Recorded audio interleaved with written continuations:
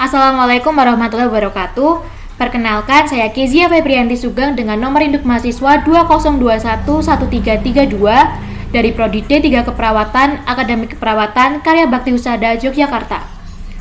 Pada kali ini saya akan mempresentasikan mengenai peristiwa berdarah Tanjung Priok yang merupakan salah satu kasus pelanggaran HAM yang terjadi di Indonesia. Yang pertama mengenai latar belakang masalah.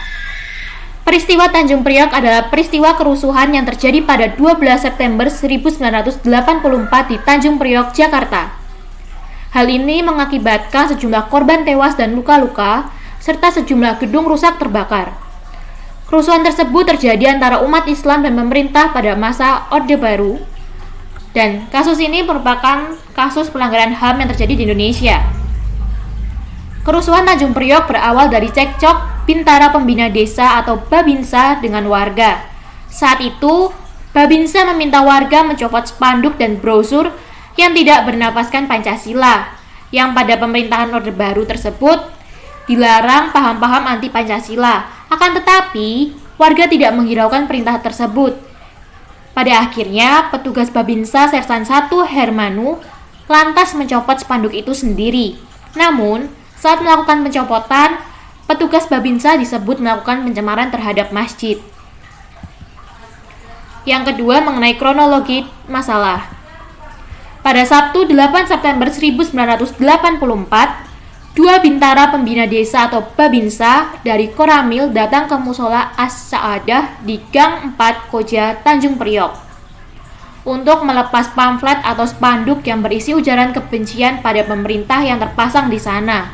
Akan tetapi, kedua aparat tersebut tidak melepaskan alas kakinya saat memasuki musola dan menggunakan air comberan untuk menyiram pamflet-pamflet tersebut.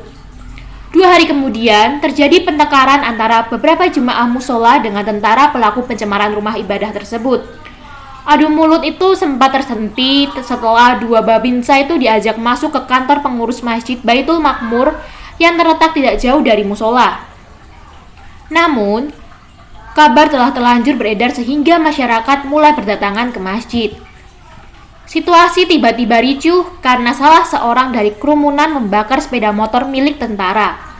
Aparat yang juga sudah didatangkan segera bertindak untuk mengamankan orang-orang yang diduga menjadi provokator. 4 orang ditangkap termasuk oknum pembakar motor tersebut. Penahanan tersebut tak pelak membuat massa semakin kesal terhadap aparat. Keesokan harinya, pada tanggal 11 September 1984, jemaah meminta bantuan kepada Amir Biki untuk merampungkan permasalahan ini.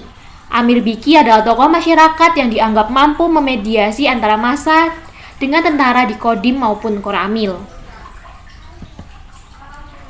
Amir Biki dan sejumlah warga mendatangi Komando Distrik Militer atau Kodim Jakarta Utara. Mereka meminta agar jemaah dan pengurus masjid dilepaskan, akan tetapi permintaan ini tidak ditanggapi dengan baik. Sehingga Amir Biki pun mengadakan pertemuan dengan para tokoh muslim se-Jakarta untuk membahas masalah tersebut. Dalam ceramahnya, Amir memberi ultimatum kepada aparat untuk melepaskan keempat jamaah yang ditahan dan segera diantar ke mimbar sebelum pukul 23.00 waktu Indonesia Barat. Jika hal ini tidak dituruti, Amir dan massa akan mendatangi Kodim. Akan tetapi, hal itu tidak dihiraukan juga oleh aparat. Amir pun membagi massa menjadi 2 kelompok untuk bergerak menuju Kodim dan Polsek. Kedatangan massa mendapat hadangan aparat militer bersenjata lengkap. Massa pun langsung menuntut pembebasan dari 4 tahanan tersebut. Situasi semakin memanas dan aparat pun melancarkan sejumlah tembakan. Korban jiwa pun berjatuhan, sejumlah warga disekap dan disiksa oleh aparat. Sementara itu, lokasi penembakan pun langsung dibersihkan sehingga tak terdapat tanda-tanda kerusuhan. Setelah penembakan, Pangdam 5 Jakarta Raya Maijen TNI Tri Swetrisno bersama Pangkop Kamtib Jenderal TNI LB Mardani dan Menteri Penerangan Harmoko memberikan pernyataannya terkait peristiwa berdarah di Tanjung Priok tersebut. Pemerintah Orde Baru menyatakan bahwa peristiwa Tanjung Priok merupakan hasil rekayasa orang-orang yang menggunakan agama untuk kepentingan politik. Menurut Kontras, pemaparan jumlah korban yang disampaikan dan kesaksian para saksi terkait peristiwa Tanjung Priok tersebut berbeda. Lalu, yang ketiga mengenai penyelesaian dari masalah tersebut. Penyelesaian masalah ini berlangsung sangat lama.